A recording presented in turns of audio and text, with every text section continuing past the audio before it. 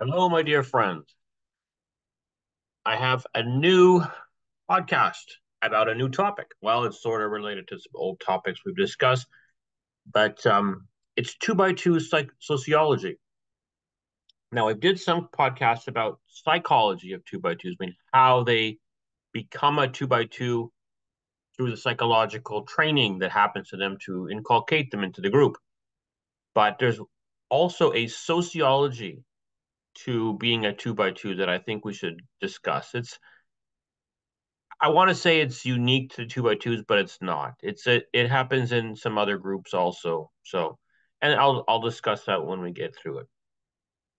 So, one of the first things to start with is, as most people who are familiar with two by twos is that they know that two by twos have a doctrine of exclusivity. Okay, and what this means is that everyone else who claims to be a Christian is not actually a a real Christian. Only the two by twos are. Okay, there's the two by twos have no ecumenical relations with any other Christian denominations. The two by twos consider every other Christian denomination to not even be a Christian. It's just some fake thing. They refer to them as false churches, and they believe there's only one true church, which is the truth, which is the informal word they or phrase they use to describe themselves. Um, Now, we have to remember, where does this exclusivity doctrine come from? It comes pretty early in the two by two history. I mean, like when the group got started in the late 19th century, early 20th century, they very quickly got into this exclusivity doctrine.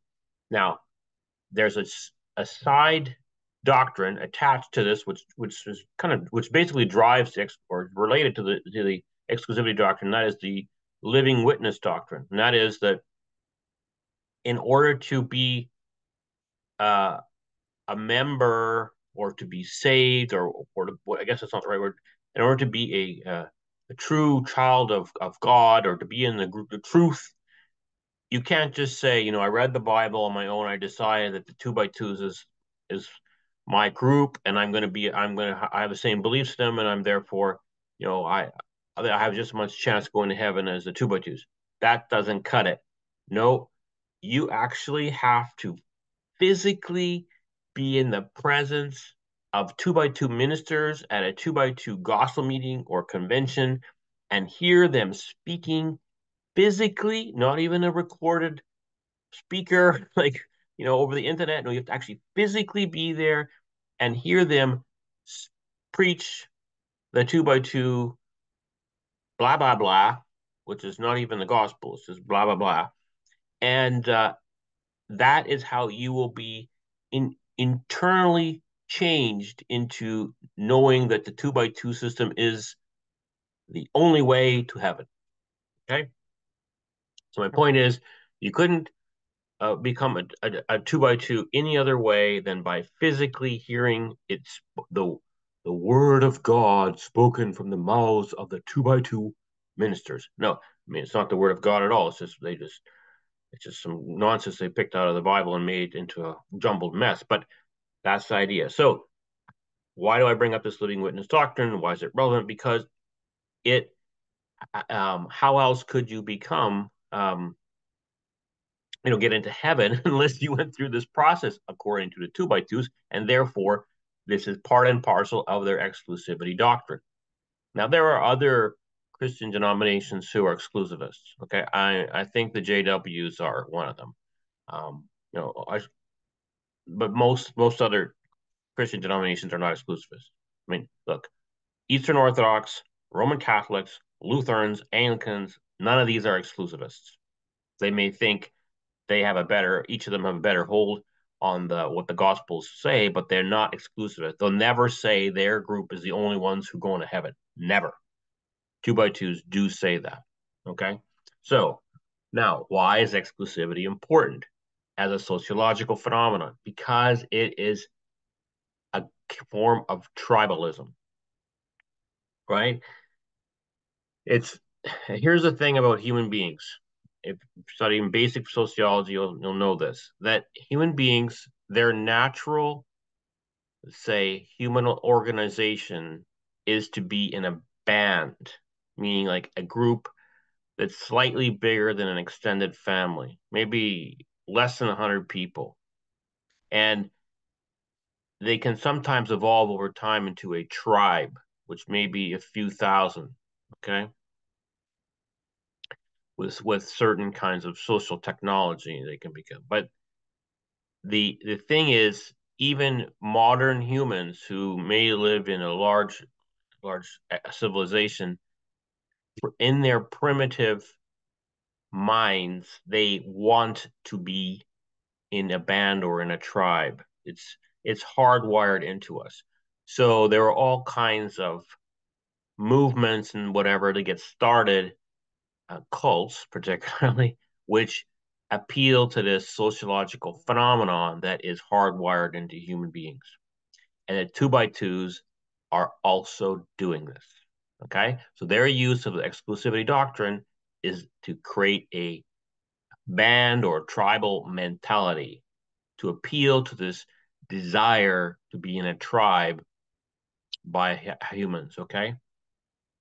It's basically your desire to be part of a big extended family, right? To feel like everyone is the same, you're all got each other's back. You can 100% trust everyone in your group, but you can't trust anyone outside your group, right? It's just in group, out group phenomenon. And look, Amish do this, and so do Orthodox Jews.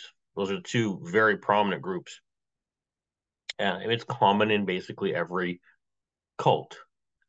And it's just taking advantage of the basic sociological hardwiring of human beings. Um, and so there's certain things that happen to reinforce this tribalism within a group. So again, they had no fraternization with outsiders. So as you know, two by twos generally do not have friends, actual friends outside of the two by twos.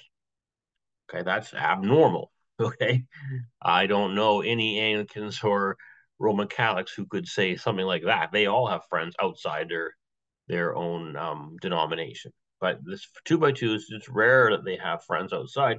I mean, look, in the modern era, it's becoming less so, but they actually have a few. But generally, that's how it was. They were very no fraternization. There's also the issue of dress codes. Dress codes reinforce this tribalism, right? So in the case of two by twos, right, they having women with all these restrictions on what they can do with their hair, what they can do with their clothes or jewelry or adornment and so forth. That all drives the uh, need to be within your own tribe. Now, you see the you see the others as not so the people outside your group as not so good because they're not obeying these rules. Now, obviously, these rules are only your own rules you've constructed internally in your group, but you have given them justification that somehow these rules were given by God, of course, right? So people outside your group who are not following these rules, of course, in your brain are not right with God. Okay. That leads to the second phenomenon that these types of cults, like the two by twos, appeal to in humans, and that is pride. And look, people love to be judgmental of everyone else, right? There's, it's remarkable. So this idea that somehow your group is the group that's doing it the right way, and no other group is doing it the right way, and no other person outside your group is following God, and blah blah blah blah, and they're just people outside your group. They just don't want to even find out how to follow God, and blah blah blah blah blah. That's all this judgmentalism, this pride that's endemic inside these cults, but in particular, in this case, the two by two cult. Um, and it causes all kinds of internal blindness to their own faults, right? They can't see it, which lo and behold, they have the highest rate of child sexual assault by adults in of any religious denomination in the country because they've been blind to it. There's many other reasons, but They cannot accept their own faults. They cannot accept there's anything wrong with how they do things because everyone else is doing it wrong, but not them, right? And that judgmentalism um, is part of the sociology of cults. Now, there's another thing they try and do, which is shunning, right? So most cults shun. I mean, probably you could say almost all cults shun, I guess, just different types of shunning. So, but in the two by twos case, they are big time shunners. And why? Why do these types of groups shun? Well, it's this. It goes right back to primitive sociology. You shun members of your group who are traitors to your group, right? So if someone in your group, in the case of the two by twos, has the wrong ideas, basically says, I think the Trinity is right, or yeah, I can't. The Catholics maybe they're not so bad. Well, that would be a reason for shunning them, right? Why? Because those ideas that that person has are they're basically poison to the two by two system, right? They will upset the apple cart of the exclusivity doctrine. Although that person has to be shunned, and person will be kicked out by the two by two ministers, and they will be told but the ministers will tell other members you have to shun this person. That's gone on, even if the person is your own family member, you'll have to shun them. Now, this is the same as back in primitive times, when there's a member of a group who is a danger to the group, right? They're a traitor. They've done something traitors. That person gets put out. They get shunned, right? Now, look, Orthodox Jews and even many in ultra Orthodox Jews do this also. They do this form this shunning. They call it. They have actually a ceremonial funeral for people who they shunned. Right? They call it sitting Shiva. So yeah, it's a pretty awful situation. But this is what cults do, and this is why it happens in the two by twos. And the people who set up cults, many of them know these things, or they've stumbled into these techniques. But you basically can't have a cult if you don't do these kinds of things, because it's necessary for the internal cohesion of the cult. Now, the two by twos also had a bunch of other, if you think about like little things that they did to try to keep this internal cohesion, right? That's one of the restrictions on the kinds of reading material, right? You're not allowed to have any Christian reading material. You're not allowed to listen to Christian music.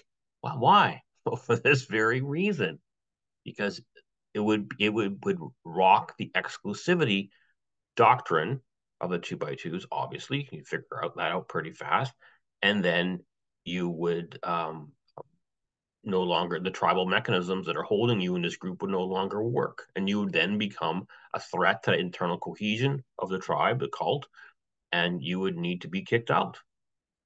Right? This is how it works. I mean, they've figured this out over time, and or fell into it perhaps. It's a sad situation for the people who are in it because they don't understand these sociology tools are working on them and holding them in slavery. Um, but there are many other people in other cults that has done similar to. So what can you say? Nothing but too bad, I guess. I hope they'll get out, but you can't. There's some things you can't fix. Some people just can't get themselves out of these problems. Now we have other podcasts you can look at about how to extract people, and maybe some of those might work for you. Hopefully they will. It's not impossible, but generally two by twos can't get themselves out. That it's a difficult thing unless there's some sort of event that happens. Like it just doesn't happen whether they're thinking about their two by two system and think, yeah, there's something not right here. That never happens. It has to be some sort of event, right? It has to be some sort of event. So this recent, child sexual assault, um, let's say disclosures where there's over 700 perpetrators have been named. That is an event, right? But again, as you're seeing, even that event is not having the huge effect that you would think. You'd think that like every two by two was stopping a two by two, and that's not what's happened. I mean, I think less than 10%, maybe even 5% of the existing 2x2s have left because of that. So and if you go into the online forum where they're discussing this as connected and concerned friends, you'll see that the 2x2s who are leaving are not leaving because of this of the child sexual assault. That's the crazy thing. You think that's why they would leave? No, no, no. They get into the to talking to ex 2x2s or other people because they're angry about child sexual, and then they find out that the exclusivity doctrine is bullshit, basically. And then that's what leads them down the path to leaving the 2x2s. That's what has to happen is the exclusivity hooks, the sociological hooks that are holding these people in slavery have to be released. That's the only way out. And so that's why, we have this podcast about extraction. And if you think about it, if you watch through it or listen to it, you'll think about it like that's what's going on is trying to remove those exclusivity hooks.